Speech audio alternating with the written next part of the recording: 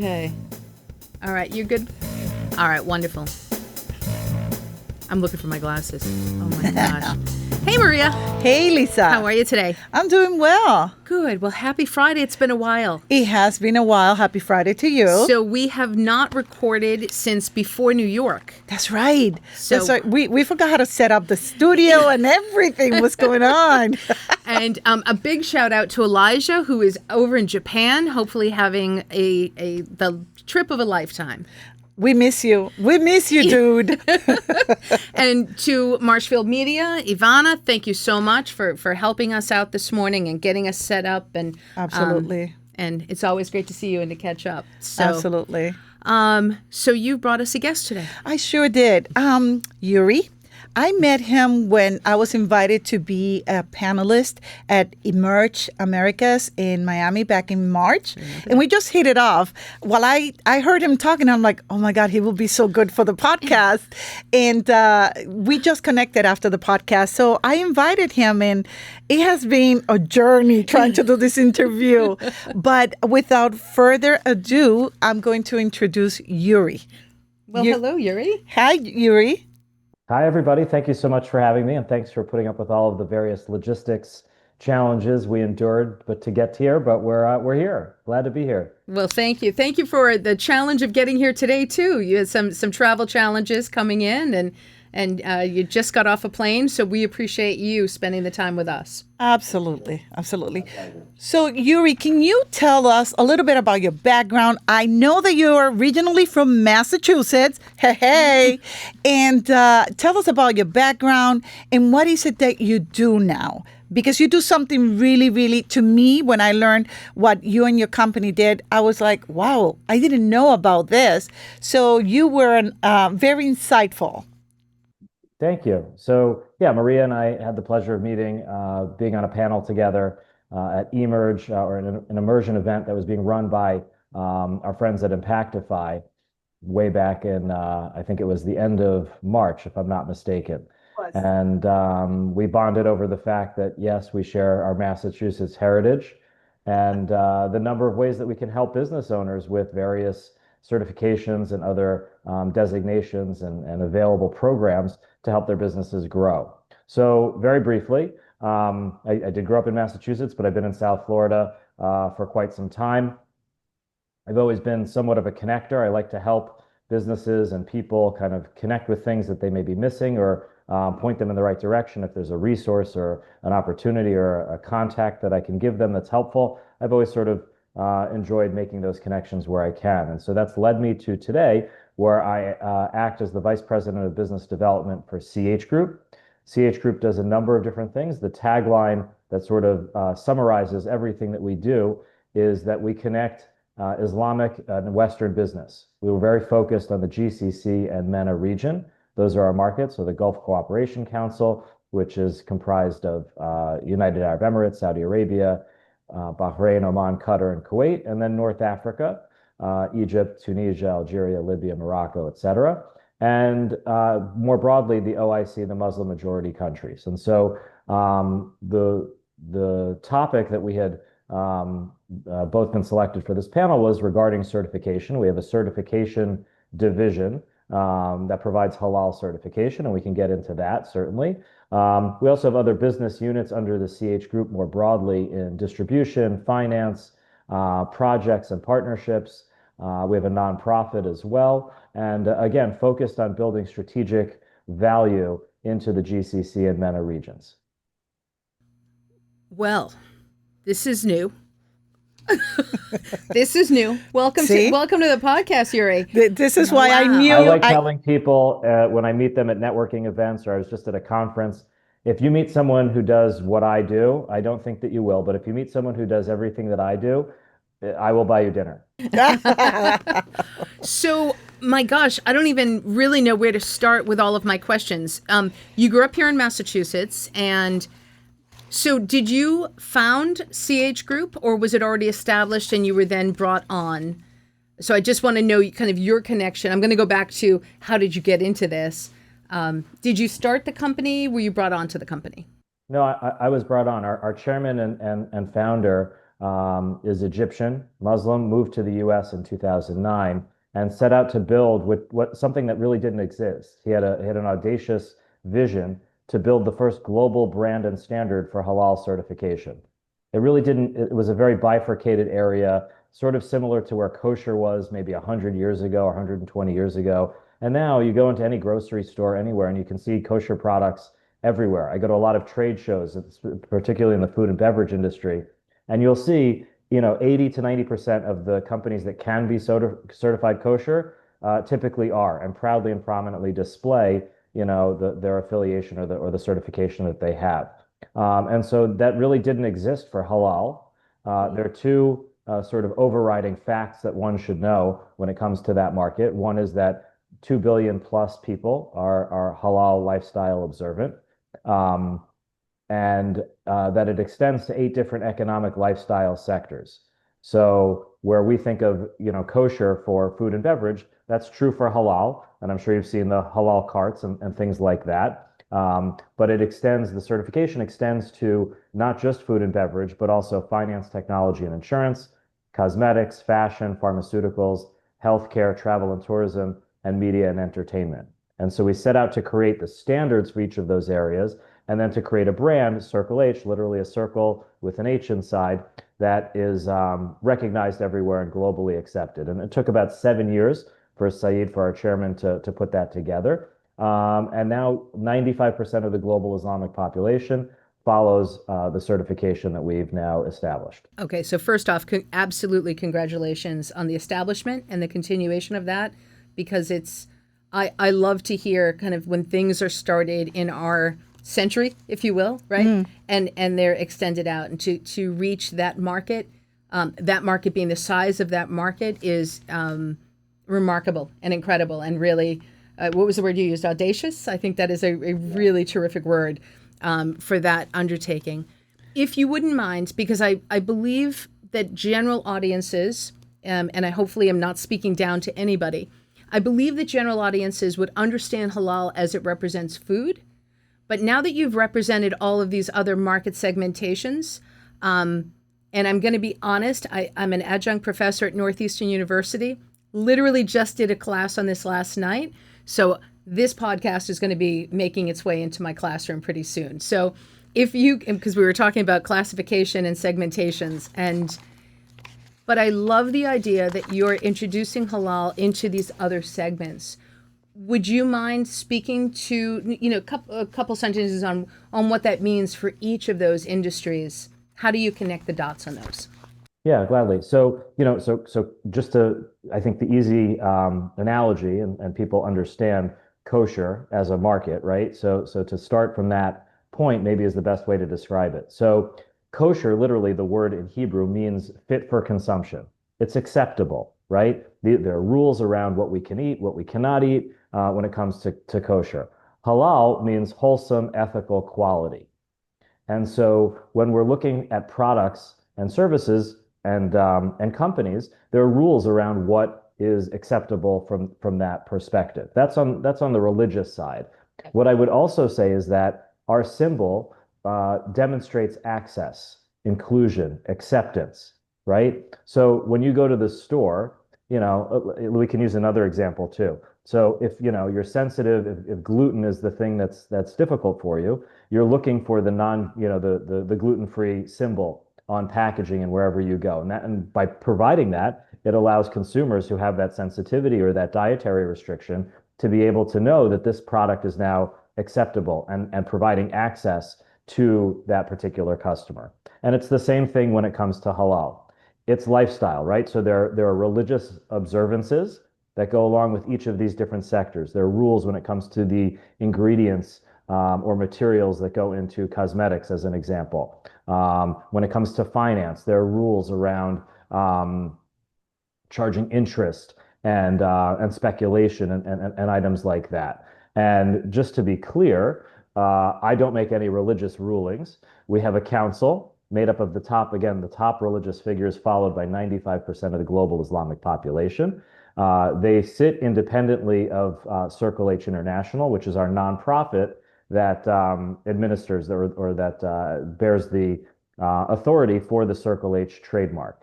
And so the council issues opinions and rulings and provides the certification based off of the specifications and the guidelines that they've put together for each of those different economic sectors. Happy to go into each different sector and kind of talk through that if it's helpful. But that's really the basis of it, is to provide something that's wholesome, ethical, and quality, acceptable for halal lifestyle consumers. That is incredible. I mean, I think we can extrapolate it out into each. And I'm going to do a little more research because I didn't know enough about this. And I feel like looking into all of the different segmentations is going to be really, really interesting and enlightening. So thank you for that. Yeah, I was reading the website and I love the mission statement that is listed on the website, CH Group. It says the mission is to connect, develop, and promote from local to global. Love that. So can you talk a little bit about what does that entails, what that mission entails? Yeah, so when we say local to global, one of the things that's really important is to be able to provide standards and branding that are recognized wherever one may go. So, again, to compare to the kosher market, roughly 100 years ago, if you lived in Sharon, Massachusetts, you knew your local authority there, but you maybe didn't know somebody that was, in the next state over, in Connecticut or in Rhode Island or somewhere else. And so there was no standardization to that. In many ways, it was sort of like the wild, wild west. And that's happened in the same way for halal, where even 15, 20 years ago, just as an example, the reliability of meat that was being provided, there were some people out there that were providing meat that just literally stamped the word halal on their packaging and sent it out, and people accepted it or didn't accept it or didn't know where it came from and just took it on authority that was okay. And so we wanted to create a standard that, again, would be accepted globally as much as we possibly could provide that. And that's what we wanted to do. So we wanted to take things from a local level where if you're in Malaysia, you're in Indonesia, you're in Egypt, you're in Tunisia, you're in United Arab Emirates, or you're in America, that you see the Circle H symbol, and now you say, oh, that's an acceptable product for me in whatever category it may be. You know that now is something that both on a local and a global level, wherever you go, that product, that service, you see that symbol and you're good to go. Follow up. Okay. So Uri, can you walk us through what is the process or processes to make, for example, meat, to meet the halal certificate? What is that process like? Great question. So I'm actually going to take it to some easier categories in food and beverage, and I'll come back to meat in a second because those certainly have some specific requirements. But when it comes to and Maria, you'll be quite familiar with this. When it comes to our certification process, it's very simple, it's very standard, and it's very aligned within the industry. So whether you're getting a food safety designation, you're getting kosher, you're getting halal, our standards and our process are very much in line with the way that the industries work. So we really say it's as simple as 1, 2, 3. We have a standard application. You fill out the application and attach your products and ingredients or your services, whatever it may be. You share that with us. We typically turn a contract around within a matter of a couple of days. We sign the contract. There's a certification fee, and then we go out and we inspect the property or the facilities, as many as are part of the operation. And typically, we actually can do that by video walkthrough. So by looking through and making sure that the process is as you've indicated in the application, that the ingredients are what you use, we can see all of that, and that you meet the standards as set forth by the council. And once those stages have been completed, we issue your certificates. Typically, those are done on a yearly basis. Some choose to do longer term certifications, but it's a very simple process in that regard. When it comes to meat, we actually have done what many may have said was nearly impossible, which is to certify an already existing kosher facility and now certify it as halal as well, without having to change anything in their process or procedure. This was quite groundbreaking on our end, And the requirements are essentially very similar. And so because what was already being done in that particular facility met the standards and the requirements for our council, we were able to go ahead and make that a pretty seamless transition for that business to becoming both kosher and halal. That's amazing. I'm going to make an assumption though that the idea that you were already certifying for kosher probably made the step of then certifying it for halal easier, where it would be kind of seamless in an individual transaction as opposed to from starting from scratch. I mean, Yeah, so companies that are already kosher, because we have many partners in the kosher industry, if they share their product list, their ingredient list with us, even if it's not from a kosher certifier, but if they're already kosher, it does streamline it a fair amount for sure. interesting. So Yuri, you mentioned Sharon, Massachusetts. I just want to make sure, is that where you were? No, I grew up. So I was born in Springfield, and Okay. I grew up in Marblehead on the North Shore. But shout out to my brother and sister-in-law who live in Sharon, and shout out to my sister who lives in Mansfield. Oh, okay. All right, because I grew up in Sharon. That's my old stomping ground. So there it is. We're very happy for them to now have. Are they up to two stoplights? I know they got one. I literally just, this is very funny. I told the story last night. Um, my first vote of my entire life when I turned 18 was when Sharon was questioning whether or not to have a stop sign, a stoplight. Really? And I was like, hell no, we won't have a stop. Oh, the What? rebel. The rebel. What? The Why did I rebel. want to stop sign? I know it was a big deal at the time. Very big deal. Wow. Yes, yes, yes. So no, that's wonderful. It's a beautiful town. So Sharon, shout out to Sharon. Um, so so you for yourself, if you could tell us a little bit about your history. So you started up here.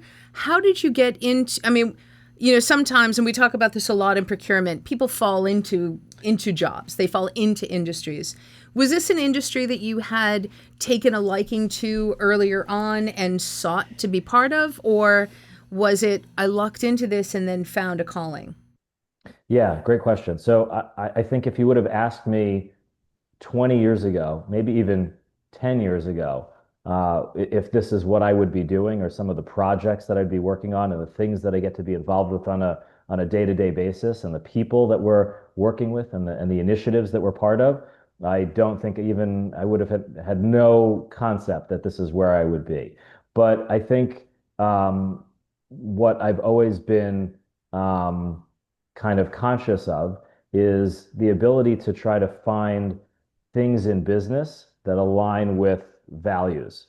And so when this business opportunity came along, I also saw an opportunity to say, how do we build, relationships between Western business and Islamic business, Western culture and Islamic culture? How do we build this bridge in an ever-changing world without getting political and this is our other tagline that we have, from people to people and place to place. We really firmly believe it's a core value of mine, it's a core value of my partners, it's a core value of our entire operation, that through business interaction, through access, through partnership, through availability of even products, that we can make the world a place where it's more harmonious, where people have more collaboration, more collegiality, more opportunity to interact through those items. We really believe that the world will become a better place. And so when I had been working with, I'd been in real estate, I had been working with startups, and that's really how I found out about this opportunity. I had been working with some startups in the technology space, and there was an opportunity to bring some of those technologies into our markets. And so that's how it started. And then as I got more involved with the organization, there became more opportunities for me to add value and for me to provide new opportunities to help the opportunity grow. And it's led us in some incredible places. Just to give you an example of one of the things we're doing on the foundation side.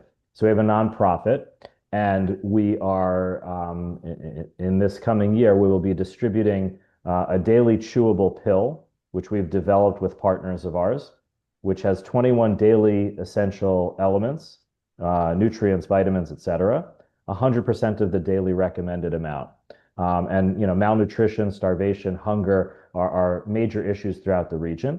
And so we're going to be providing this daily chewable pill, one daily chewable pill for an entire year to 5 million children throughout the region in various places and without any political or religious or cultural agenda other than to alleviate malnutrition, starvation, hunger, and other healthcare issues that arise from those items. And so we're doing that, and it doesn't matter if you're Christian, Jewish, Muslim. It does not matter if you have no religion. There is no agenda other than to say there are children starving in this world. This doesn't replace a meal for them, but it does alleviate a lot of the healthcare issues that arise. And we want to be able to alleviate that the best of our ability and to grow this as a program to benefit people to people, place to place.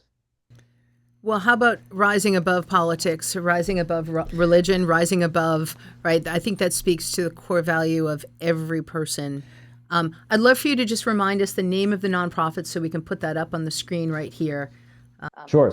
Circle H Foundation. Everything we do is Circle H. CH Group is Circle H. So we have our Circle H certification is that entity. And then we have circlehfoundation.org is the website for our foundation. Well, that's wonderful. Let's get that out in the world. That's right. That goes right up with kindness. I read it over and over on your website, on CH Group website, and it just strike me that I don't see that word used in many websites, and I absolutely loved it.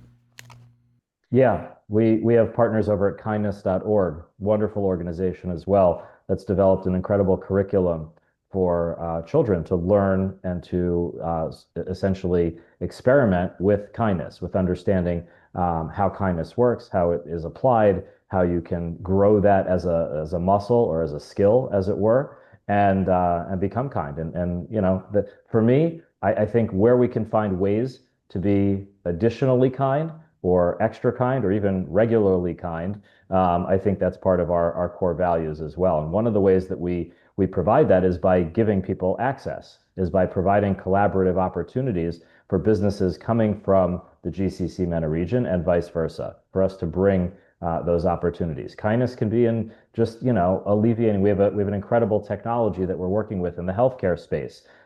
Most people are not aware of it, and it's not a commercially viable product right now. But when it hits the market, the availability of this product will literally change lives. It will save the way people it will totally change their healthcare routine, and it will be something. There's a kindness in that too, right? In being able to say you didn't have access to this, now you have access to this, and it's a game changer for you. So that's a core value of ours as well. I have a question, Uri, and this is coming from my experience and background in procurement.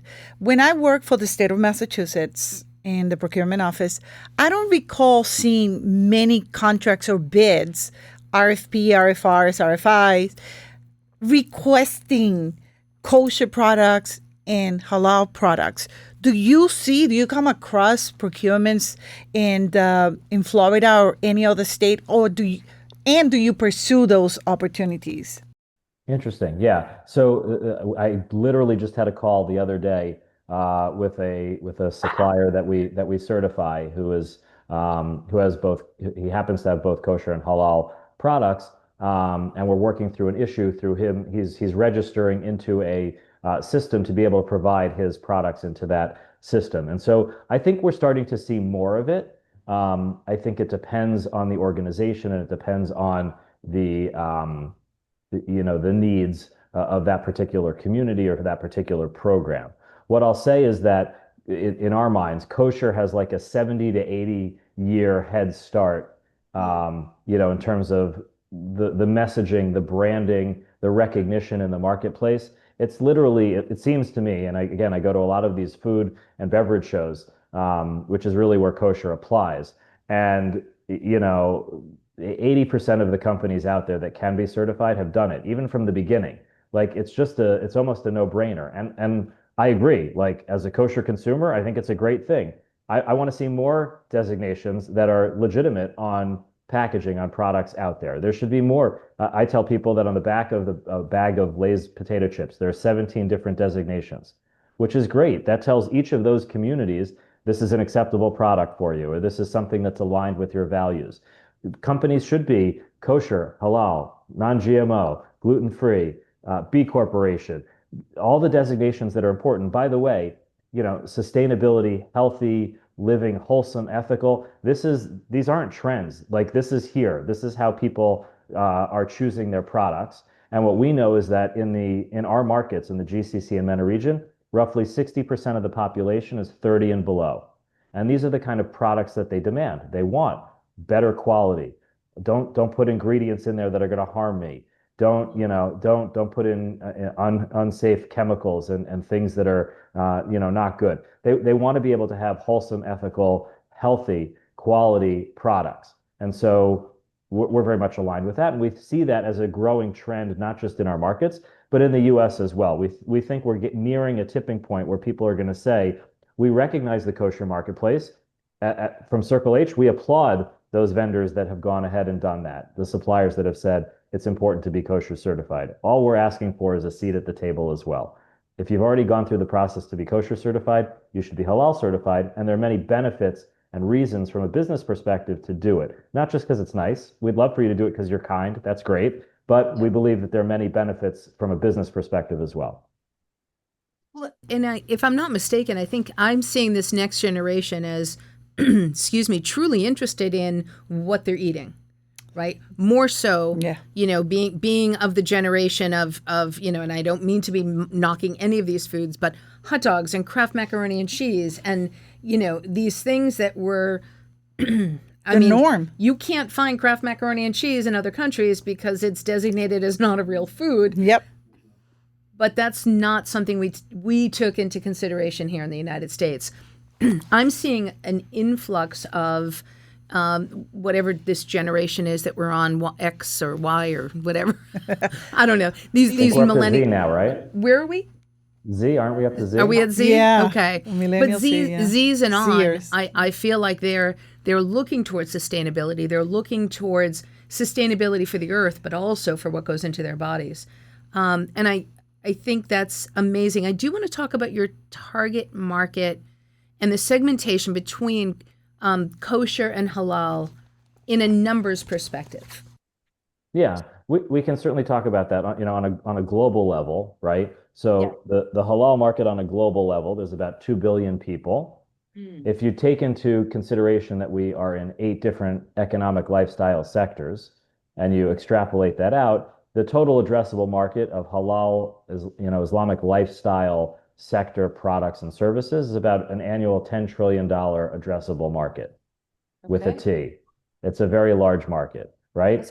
But let's talk about the US market, right? So there, just again, to compare to kosher, because it's the easiest one to compare and contrast with, there's roughly 3 million to 5 million kosher consumers in the US. Not all of those consumers are buying kosher for religious reasons. Some are buying for other co-branding halo effects, perceived benefits, perceived higher quality, which again, they have a 70 to 80 year head start on marketing in that regard, which we appreciate.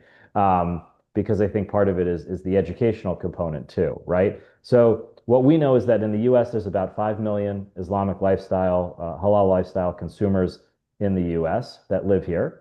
And then another 20 million or so that come on student visas, work visas, diplomats, business travel, leisure travel, etc.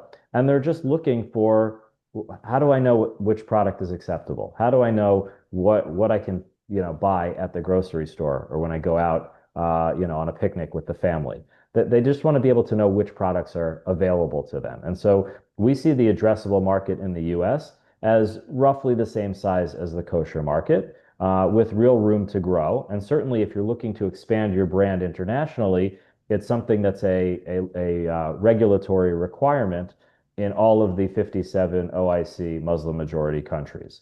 So as you expand your brand internationally, it becomes something of a no-brainer and a requirement to distribute your product and services into those markets. This is really fascinating. It is fascinating. And can you take us to the point where, because now understanding the size of the market, which is enormous, it's really about the market itself being educated or understanding or seeing connection to Circle H, and that circle, that H in a circle has meaning. It has that top shelf quality of this is truly what it stands for, like what it stands for, that you can take that to the bank, right? And as opposed to, years ago, just opening a shop, putting the word halal across something, and maybe not having that verification process being, it more being kind of the consideration of the person who owns the shop. Yeah. So I think we're moving in that direction across the board too. I see this again in the food and beverage space where, CBD became a very hot topic, right? And it was, again, the wild, wild west, because you had products and services that could make all sorts of claims, and we do this and we do that. And I think what we want, generally speaking, is standardization.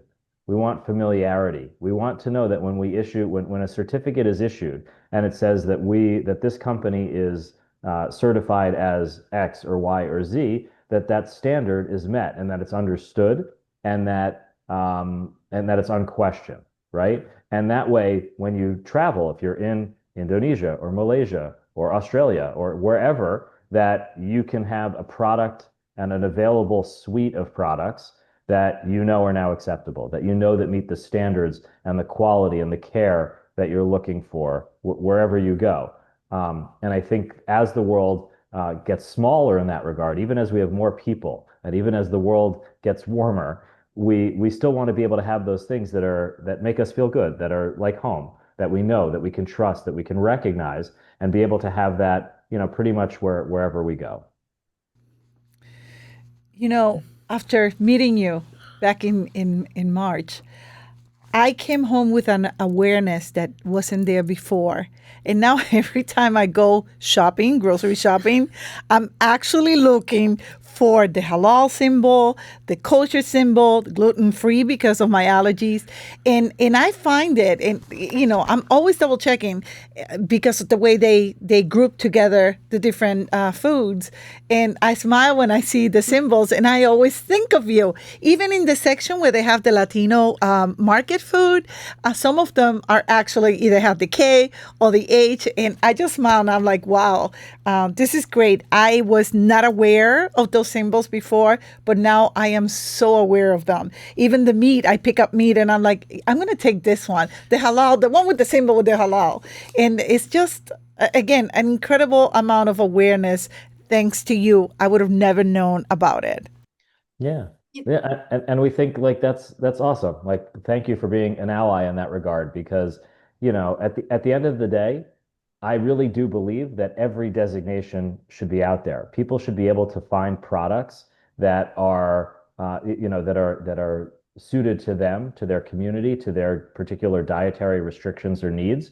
We should have more of that. We should only be expanding that, in legitimate ways, to let people know. I was just at a conference right now in the cosmetic space, and there's a whole section of, there was a section of female-owned businesses. There was a section of Black-owned businesses, and there's a great way for us to be able to support communities that we like, to look for programs that provide more access and inclusion, and to not make, DEI is not a dirty word. If it's done right, and it really does provide the opportunities, then that's what it's there for. It's to allow people to have those opportunities, to open doors, to provide more access. We just see this in one particular area for the largest segment of people on the planet. Right. That's the way we view it, and we encourage and we applaud other industry partners to do that as well, and to provide their designations, their certifications, so that more people can have access to the products that they like. You've said a handful of words. I think you've said a lot of the words that end up on a dirty word list, right? Yes. You've said accessibility, inclusivity, Access. I've been keeping track of them. Yes, yes. Right. You've said all of our favorite words. Absolutely. And, I just want to wrap around to make a couple of points.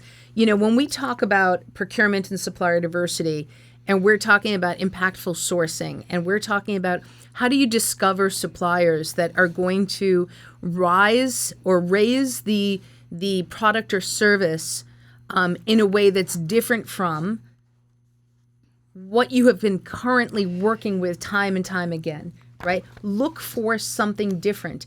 And that different doesn't have a designation associated with it. It has a different association with it, right?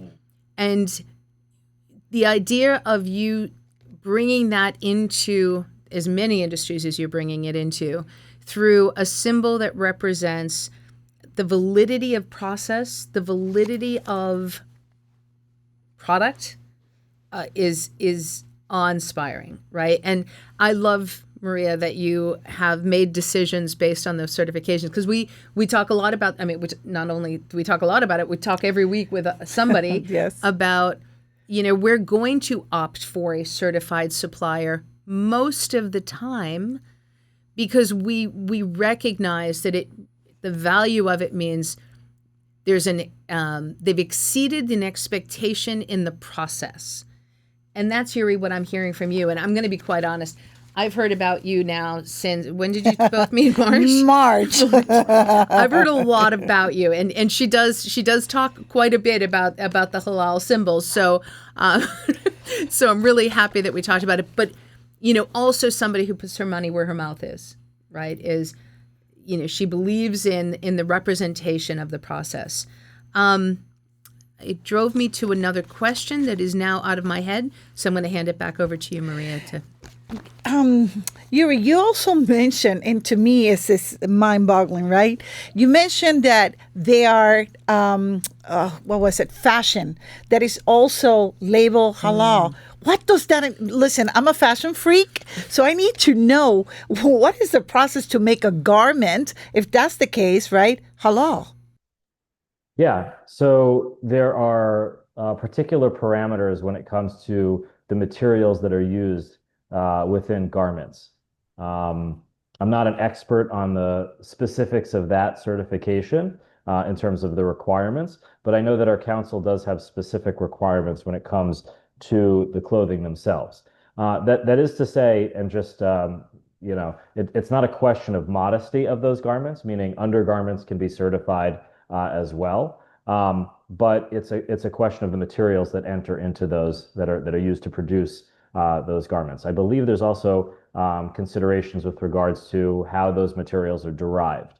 So, when it comes to ethical sourcing, when it comes to making sure that that product is used, I know this. I'll give you from a healthcare perspective.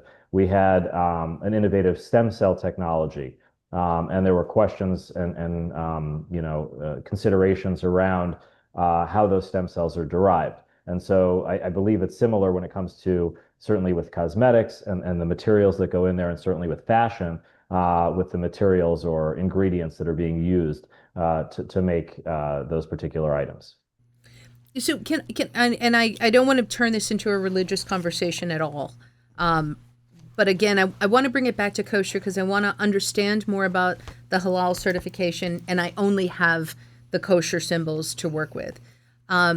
So I'm going to make an assumption, and please stop me if I'm incorrect. So when we talk about the kosher symbols or the kosher representation, we look to the Talmud to explain the rules of law around what is kosher and what is not, question mark on the end of that. And we then look to the rabbinical studies of current to keep us aware. Is that, in essence, what drives that kosher symbol? Or am I off mark? Yeah, I mean, broadly, without going through a brief history of Jewish religion, that's pretty close. Yes. So the Talmud was the writing down of the oral tradition of the oral laws, which then became codified into law much later on, in let's say in the 1500s, really, and a little bit earlier than that, but really became something that became law. And then from there, we've had, questions. There's been innovations, and so new products come along, new technologies come along, and there are questions about those things. And so now, much of that has been pretty much understood, but there are new questions that come along all the time and require those responsa. And so that's what our council does as well, is to provide, insight and guidance when it comes to a new technology, a new products or ingredients or things that are, synthetic. What do you do if you're I'll share this one just because it's fascinating to me, even though it's on the kosher side. So you have, we know a company that is now deriving stem cells from chicken to create chicken products, right? We know a separate company that's deriving that's created essentially the source code for dairy. You can use this source code to go and create yogurts, to create cream cheeses, milk, etc. And so if you take both of those things in Jewish tradition, you have milk and meat. Those things cannot go together. So, but if you took something that's derived from stem cells and the chicken wasn't slaughtered, and you take this source code for milk and it wasn't derived from a cow, are either of these things meat and milk? Are they both neutral? How do you decide what that's going to be? So you have these innovative questions and these new technologies that come about, and when we require a modern response to that. And that's what our council does on the halal side. That's phenomenal. That's really phenomenal. I would And these love are the fascinating things for me as well. That kind of come into play, as it were, when we're talking about these kinds of opportunities. Yeah, the notes of those councils must be amazing. Yeah, I'm still hung up on the chicken that is not a chicken and milk that is not milk. So I need a little time to digest that one. My goodness. No pun intended. Oh my goodness. I'm telling you, I'm still shocked by that information. So I really don't have a question right now. No, that's okay. That's okay. This has been, I would love an entire podcast on the notes from the council. I really would. Yeah. That is just, I'm so intrigued by the back and forth that must happen, the debate that must happen. It would be very insightful in that room. This has been, I can't believe how much time has gone by. This has been phenomenal. Is there anything that we haven't asked you that you would love for us to be able to kind of put out there? Because I want to make sure that your voice, if there's something new that's happening or anything that you have a moment to share. Yeah, I appreciate that. We're just starting to really put the word out there on Circle H. We haven't advertised. We haven't. Everything we do is from a top-down approach. So we haven't really pushed or promoted in that way. But we really do believe that there's a tipping point that's coming, and there'll be a cascading effect, as it were, when top brands start to recognize this and the need for certifying as halal in the same way that they've done it for kosher and the same way they've accepted it with B Corp and with other designations, which we applaud, then we think that there'll be a real turning point, particularly here in the US. I'll just close with this one story or incident. We did reach out to a number of brands and pertinent to our diversity, equity, and inclusion conversation. And we shared with them that they had made statements about their diversity, equity, and inclusion goals, and we said that's fantastic. We support that. We want to be participatory with you in helping to achieve those goals.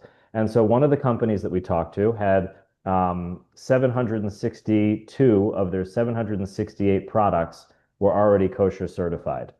You can guess how many were halal certified. And so when we finished that conversation, we all loved it and they thought it was great, and then it went nowhere, right? And so what we're looking forward to being able to do is to be able to have top brands come on board, say we're ready. We recognize that this is an important market segment. We recognize that the way to make the world a better place and the way to provide more access is by having people being able to see just on the box of a cereal, on a bottle of water, on clothing, on fashion, on cosmetics, in healthcare, to be able to have better access by just providing a symbol, by just saying, hey, here's what we've done to make sure that you know that our product is wholesome, ethical, and quality, and that it's something that you'll want to support. Thank you so much for introducing us to Uri today. I knew he was going to be impactful. This was amazing. Thank you. I've been told I'm not allowed to say amazing. I'm using it for this one. Okay. This was amazing. I am, excuse me, I am so intrigued to speak to you after this too. If you don't mind, I'm going to get your information, and that's the wonderful part about being the co-host is I'm privy to your information. I want to reach out to you because I want to talk to you more. So You got it. Well, this was phenomenal. I really enjoyed the conversation, and yeah, looking forward to seeing what we can do together. Uri, thank you so much. I know it was quite the journey to get here. I'm so glad that Lisa got a chance to hear you and your expertise and your passion. It comes loud and clear. And thank you for being part of this podcast. Thank you. that was great. I'm going to just say 3 things that am taking away from today. There is always room for audacious ideas. I love the word audacious. I know, right? Nice. He nice brought one. it to the table. Nice We're one. going to use that more, but there's always room for audacious ideas. Second is, I think we are spending so much time being so fearful of talking about politics, talking about religion, that we disregard that politics and religion are part of our insides. Culture. It's part of our culture. It is part of our beings. And we don't have to go screaming about our politics and our religion. Right. I get that. But we have to be kind and empathetic and considerate. And if we are driven by those things, what a world, because I like the world that Uri's trying to create. I want to be a part of that. Here. And my third thing is, amen for when we go away and we come back with wonderful people and new connections. Love it. And new insights. New insights. Like I said, I wish you were there at this event we went, because it was really, the audience was engaged. They were asking all sorts of questions see why. to all of us. Yeah. And it was quite the experience for me. Incredible. Thank you so much. Well, again, folks, this has been a great episode. Well, that's my honest opinion, my personal opinion. But I think it was a great episode. I know we've been away for a while. And I want to leave you with my favorite quote. Let's continue to amplify diverse voices and foster meaningful dialogue. And with that, this is Maria. Thank you. And I'm Lisa, and we're the Diversity Duo, and we'll see you next week. Thank you.